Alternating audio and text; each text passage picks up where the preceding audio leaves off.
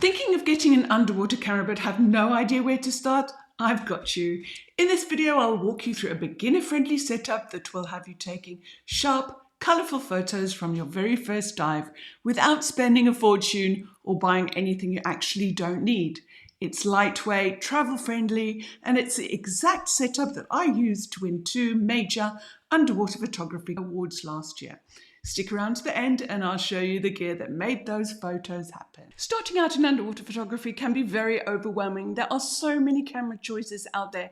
I remember the first camera that I bought, it was totally impractical and so not suitable for underwater photography.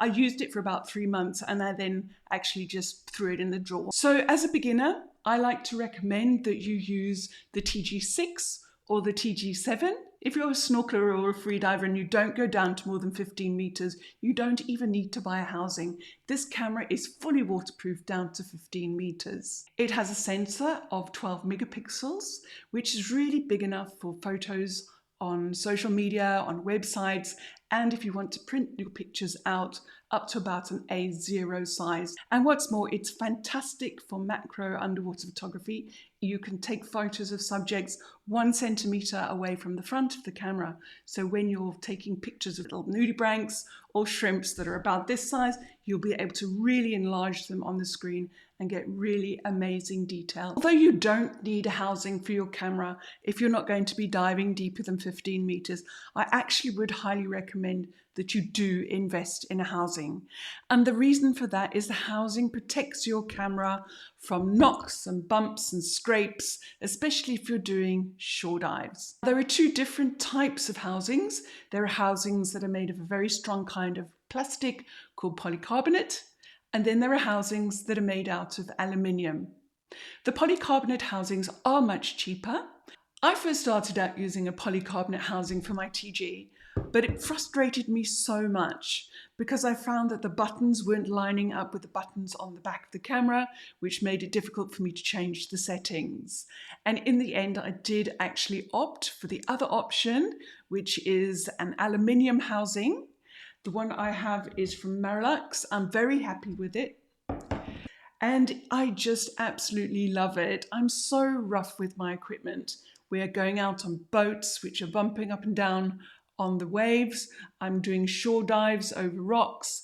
And I know that using this housing, my camera will be completely safe and secure. Now let's get on to lighting, because the deeper you go underwater, the less light there is. And all a photo is just your camera's sensor collecting all the different light waves from your subject and creating a picture. But if there's no light, there's no picture. Now there is one thing that you need to know about the TG camera, and that is that it's not fully manual. You can set the ISO and you can set the aperture of the camera, but you cannot set the shutter speed. And how this camera works is that it always wants to get you the perfect exposure. And it does that by slowing down the shutter speed to let more light in, or speeding up the shutter speed to let less light in. And the problem with that is it can slow the shutter speed down so much that your photos become blurry. That's why I always recommend that you get a strobe with the TG. And the reason for that is that strobes freeze motion.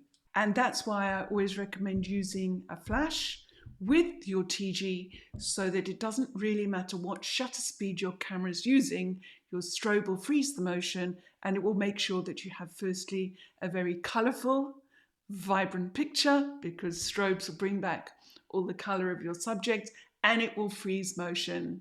The difference between using a video light and a strobe is a video light envelopes your subject. It's a softer light and it doesn't give you the image detail and the image sharpness that a strobe will give you. Because a video light is a constant source of light, it also frightens timid creatures. If you're starting out, you can look at something like the Backscatter Mini Flash 2.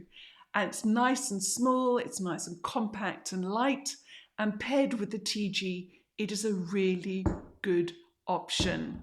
There are other options on the market. There's the CNC strobes, which are brilliant. And there's also the Marilux Apollo S. So those are the 3 strobes that you can look at. It really does depend on your budget. If you think that you're going to be upgrading anytime soon, or if you want to focus more on wide-angle underwater photography with a wet wide-angle lens, I would then recommend either the Marelux Apollo S or the CNC YSD3. That's the one that I've got here. They give you a much wider beam of light, and it will help your light spread much further, even if you just have one and then get a second one later on. If you want a handy gear guide of everything I'm showing you, plus links of where you can buy it, I've put together a free gear guide, and look in the description below, and there's a link there for you to download it. The nice thing about the TG and the TG housing is that it is compact. So we want to keep our rig compact too. So you might be wondering how you put it all together. You need to get yourself a tray. And all you do is you attach your camera housing to the tray. Once your camera is attached to the tray, you have to attach your strobe. What I like to do is get a 5-inch strobe arm with 2 balls like this. I've actually added some Sticks jumbo floats to my strobe arm to give it a little bit more lift. And attach my strobe arm, my handle like this, always to my left handle with 1 strobe, and I attach my strobe to the strobe arm like that. What you also need to have is a fiber optic cable. You make sure that your camera's flash is on. You half press the shutter to make your camera focus on your subject. And when you press the shutter, the camera's flash inside the housing fires a stream of light all the way up the fiber optic cable. And the fiber optic cable tells your camera's flash to fire. And your camera fires and it takes the picture. It freezes motion, it brings back all the detail, it makes your colors pop, and it will give you really crisp, beautiful pictures. There are some extras that you can add, and because I tend to dive in deeper, darker water, I like to add a focus light to my setup. And what the focus light does is it helps me search for critters on the reef, shows their colors to me much more quickly, it shows my buddy where I am, and it also helps my camera focus much more quickly, because the camera needs to see contrast in order to focus. So that is really the basic setup that I have. You can, if you really want to. Also, and I recommend it if you want to start being a little bit more creative with your underwater photography, is to get the snoot attachment for your backscatter mini flash. And this is absolutely amazing. You put it on the front of your strobe, and what that does is it narrows the beam of light that comes out of your flash. It will, just like your subject, it won't light up the messy background, and it will really make your subject pop.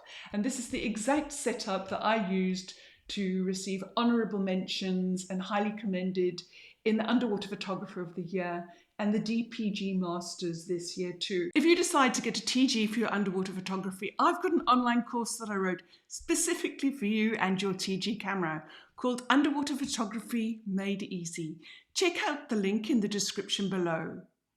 It takes the guesswork out of setting up and using your TG so that you can spend more time composing your shots and taking photos of the beautiful underwater world as you see it.